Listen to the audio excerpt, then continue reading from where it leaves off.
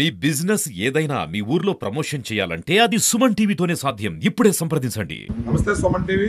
మనం పిఠాపురం నియోజకవర్గం Telugu Desam party incharge అయినటువంటి ఎస్విఎస్ఎన్ వర్మ గారి దగ్గర ఉన్నాము. గత 10-15 రోజుల నుంచి కూడా పిఠాపురం నియోజకవర్గం అనేది ఆంధ్రప్రదేశ్ రాష్ట్ర రాజకీయాల్లో సంచలనంగా వినబడుతుంది. జనసేన అధ్యక్షులు ఎవరైతే ఉన్నారో పవన్ కళ్యాణ్ గారు పిఠాపురం నియోజకవర్గం నుంచి పోటీ చేస్తారని చెప్పి ప్రకటించిన సంగతి తెలిసిందే. అయితే ప్రకటించినటువంటి కాకినాడ పార్లమెంటు నియోజకవర్గానికి సంబంధించి ఎంపీ అభ్యర్థిగా జనసేన అధ్యక్షులు కొండేరు పవన్ కళ్యాణ్ గారు తంగెళ్ల ఉదయ శ్రీనివాస్ గారిని ప్రకటించారు. ఆయన ఇదివరకే పిఠాపురం జనసేన ఇన్ఛార్జ్ గా ఉన్నారు. అయితే రాత్రి ప్రకటించిన ఎంపీ సీట్లో పవన్ కళ్యాణ్ గారి మాటల్లో కూడా పిఠాపురం జనసేన ఇన్ఛార్జ్ గా ఉదయని ఎంపీగా ప్రకటించారు. ఒకవేళ అమిత్ షా గారు మాటలకు కట్టుబడి అమిత్ షా గారు మాట ఇస్తే ఆయన వాగ్దానం ప్రకారం ఒకవేళ నేను ఎంపీకి వెళ్లాల్సి వస్తే పిఠాపురం సీటు ఉదయం వెళ్తాడు, నేను ఎంపీగా పోటీ చేస్తానని చెప్పి అన్నారు. అయితే మారుతున్న సమీకరణాలు రోజుకో రకంగా టర్నింగ్ తీసుకుంటున్నాయి. అయితే ఒకవేళ పవన్ కళ్యాణ్ గారు కనుక పిఠాపురం ఎమ్మెల్యేగా కాకుండా కాకినాడ ఎంపీగా కనుక పోటీ చేస్తే పిఠాపురం తెలుగుదేశం పార్టీ ఇన్ఛార్జ్ అయినటువంటి ఎస్విఎస్ఎన్ వర్మ గారు ఆయన ఏ విధంగా స్పందిస్తారు ఒకసారి ఆయన మాటల్లోనే మనం తెలుసుకునే ప్రయత్నం చేద్దాం. సార్ నమస్తే సార్. రాత్రి ప్రకటించిన పవన్ కళ్యాణ్ గారు పిఠాపురం జనసేన ఇన్ఛార్జ్ అయినటువంటి ఉదయ శ్రీనివాస్ గారిని కాకినాడ పార్లమెంటరీ నియోజకవర్గానికి సంబంధించి ఎంపీ అభ్యర్థిగా ప్రకటించడం జరిగింది.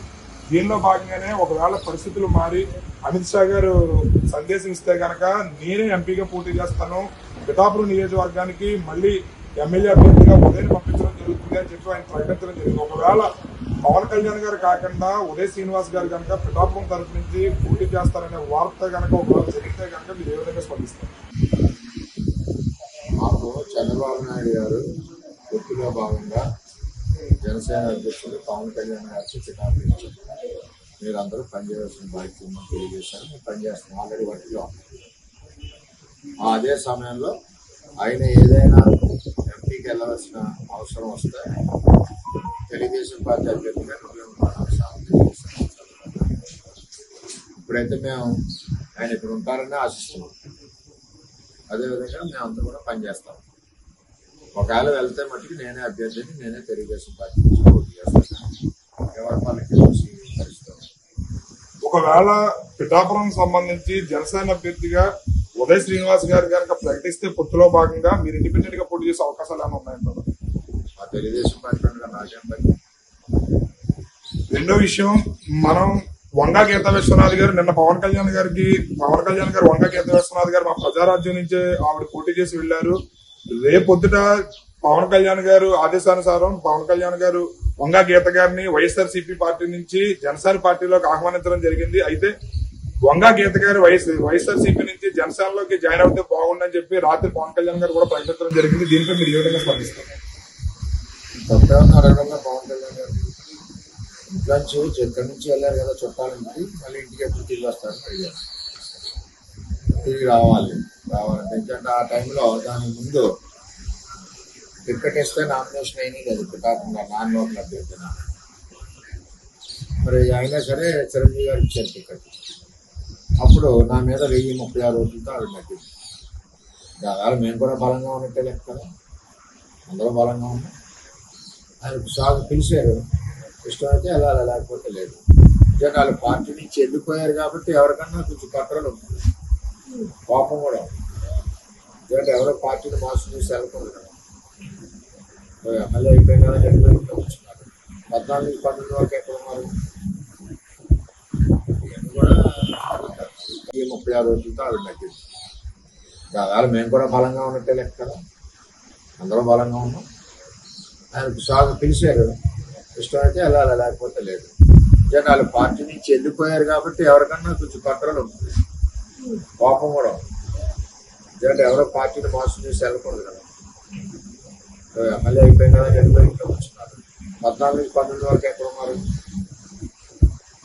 ఇవన్నీ కూడా ప్రధానంగా వంగా గీతా విశ్వనాథ్ గారు నేను కాపు బిడ్డనే, నేను కాపు ఆడపడుచునే, కాపులు మద్దతు అంతా కూడా నాకే ఉంటుంది, నేనే అత్యధిక మెజారిటీతో గెలుస్తాను, నేను ప్రజల మధ్యన ప్రజలతోనే ఉండేదాన్ని, నన్నే ప్రజలు అత్యధిక మెజారిటీతో గెలుస్తానని చెప్పి ఆవిడ ఆశాభావం వ్యక్తం చేస్తాను. తెలుగుదేశం పార్టీ విద్యార్థిగా మీరు ఏ విధంగా స్పందిస్తారు? నేనైతే అన్ని కులాలు కలిస్తే వర్మ ఆయన కాపు బిడ్డ అంటారు మరి కాపులు మనం కట్టాం కదా, కాపులు కావాలి, బీసీలు కావాలి, ఎస్సీలు కావాలి, అందరూ కావాలి. కులం కార్డు అన్నది ఓట్ల గురించి వాడుకోవాలి. మరి కాపు పెట్టే 3.5 ఏళ్ళు కరోనా వచ్చింది, ఇంతమంది ఇబ్బంది పడుతున్నారు మా కాపు సోదరులు. 82,000 మంది కాపు సోదరులు ఉన్నారు. ఏ రోజున పలకరించింది ఆవిడ? 5 ఏళ్ళు అయింది. ఎలా ఉన్నారని పలకరించిందా? కాపు కళ్యాణ మండపాన్ని కూడా కట్టకుండా ఆపిన ఘనత మన ఆడపరిస్థితి. నిధులు లేకుండా కొబ్బరికాయ కొట్టింది మన ఆడపరిస్థితి ఘనత. 28 కాపు కళ్యాణ మండపాలు ఈ నియోజకవర్గంలో నేను తెస్తే అవి పిల్లల వరకు వెళ్ళి ఆగిపోయిన కాపు కళ్యాణ మండపాలను ఆపేశారు ఈవిడ దొరబాబుని. దాన్ని బట్టి ఎవరికి ఆప్యాయతగా ఉన్నారో, ఎవరిని కోరుకుంటున్నారో అర్థం చేసుకోండి. ఒక కళ్యాణ మండపం కట్టింది 5 సంవత్సరాల్లో. ఇంతమంది పేదవాళ్ళు ఉన్నారు, కాపు కళ్యాణ మండపాలు ఉండాలి. నేను 28 కళ్యాణ మండపాలు పెట్టాను. కందరాడ, ఈరవ, మళ్ళీ ఏదది దుర్గాడ, గొల్లప్రోలు, పిఠాపురం టౌన్ 7 కోట్లు విలువైన స్థలం నేను ఇచ్చాను. టెండర్ అయిపోయిన దాన్ని పనులు చేయకుండా ఆపేసింది. ఇవన్నీ చెప్పుకోవడానికి ఏమన్నా మనం ఒక ఒక కులం పేరు చెప్పారు కాబట్టి చెప్తున్నాను. అన్ని కులాలకి ఏ కులానికి ఏం చేశామన్నది ప్రజలకి గర్వంగా చెప్పుకోవాలి. నేను అన్ని కులాలు కలిపితే వర్మ, అన్ని కులాలకి నేను చేశాను గర్వంగా చెప్తాను. అంతేగాని నేను ఓకే బీసీలు నాకు ఓటేయాలంటున్నాను, బీసీకి నువ్వేం చేసావు చెప్పాలి కదా.